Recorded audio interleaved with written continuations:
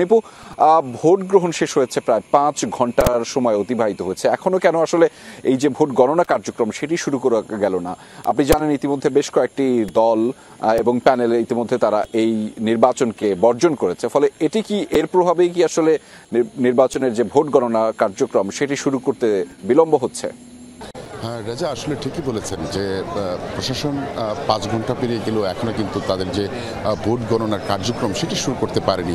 এই বিষয়ে কিন্তু নির্বাচন কমিশনের এক কমিশনের সাথে কথা বলেছি। তিনি যেটা আমাদেরকে জানিয়েছেন যে যদিও ম্যানুয়াল পদ্ধতিতে ভোট গণনা চলবে এবং হলগুলো হলসহ 21টি হলের এবং কেন্দ্র দুটি মিলিয়ে কিন্তু তারা গণনা করবেন। এই বিষয়টি নিয়ে তাদের সময় লাগবে। একজন তো বলেই ফেললেন যে আগামীকাল দুপুর নাগাদ এই নির্বাচনের ফলাফল ঘোষণা হতে পারে, এমনটি কিন্তু বলেছেন। আপনারা দেখতে পাচ্ছেন সিনেট ভবনের সামনে অসংখ্য মানুষ, শিক্ষার্থী, প্রার্থী এবং প্রার্থীর শুভাকাঙ্ক্ষী তারা কিন্তু অপেক্ষা করছেন কখন নাগাদ তারা কার্যক্রম শুরু করেন, ভোট গণনা শুরু করেন। এর ভিতরে কয়েকজন কিন্তু কমিশনের সঙ্গে কথাও বলেছেন কেন লেন্দি হচ্ছে, দেরি হচ্ছে।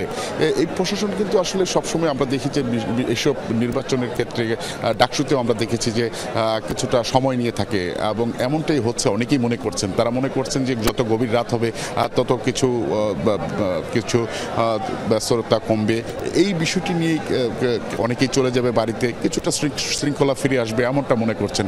যদিও কিছুক্ষণ আগে কিন্তু এই ডাকসু ভবনের সামনে ছাত্র দলের একটি পক্ষ কিন্তু তারা এসে বিক্ষোভ করেছেন, নির্বাচন মানে না এই বিষয়টি তারা সামনে এনেছেন এবং বিক্ষোভ মিছিলও কিন্তু করেছেন। তো সবকিছু মিলিয়ে প্রশাসন আসলে স্পষ্টভাবে এখনো কিছু বলতে পারছেন না যে কখন নাগাদ তারা শুরু করবে আর কখন নাগাদ তারা ভোট গণনা শেষ করবেন। তবে তারা বলছেন যখনই প্রশ্ন করছে তখনই বলছে আর একটু পর ভোট গণনা শুরু হবে। রেজা,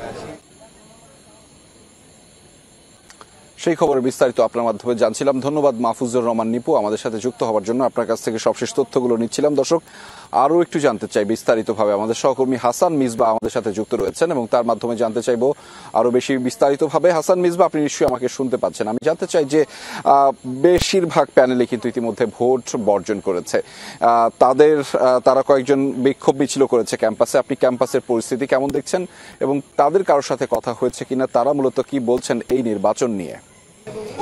রেজা, এই মুহূর্তে আমি আছি জাকসুর যে নির্বাচন কমিশন কার্যালয়, সেখানে কিছুক্ষণ আগেই আসলে ভোট গ্রহণ শুরু হয়েছে। আমি শুরুতেই একটু দেখাই, অর্থাৎ দীর্ঘ প্রায় 5 ঘন্টা 10 মিনিট পরে এই কাঙ্ক্ষিত জাহাঙ্গীরনগর বিশ্ববিদ্যালয় কেন্দ্রীয় ছাত্র সংসদ নির্বাচনের ভোট গ্রহণ শুরু হয়েছে। সেই বিকেল 5টায় ভোট গণনা শেষ হয়েছে, যদিও কবি নজরুল হলে শেষ হয়েছে 7টা 21 মিনিটে। সব শেষ মিলিয়ে নানা ধরনের প্রস্তুতিতে কেটে গেছে একটা দীর্ঘ সময়। অবশেষে MH হলের হল সংসদের যে প্রার্থীদের জন্য যে ভোট পড়েছে সেটি আসলে গণনা শুরু হয়েছে অল্প কিছুক্ষণ আগে। সবগুলো ব্যালট এসে এখানে জমা হয়েছে।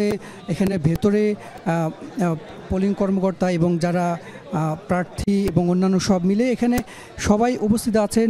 সামনে গণমাধ্যম কর্মীরাও আছে। সব মিলে এখানে ভোট আসলে গণনা শুরু হয়েছে অল্প কিছুক্ষণ আগে।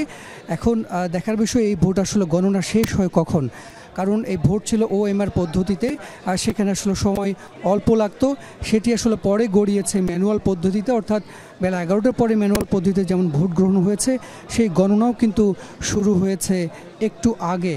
আর এর শেষ কখন সেটি আসলে বলা যাচ্ছে না। রেজা।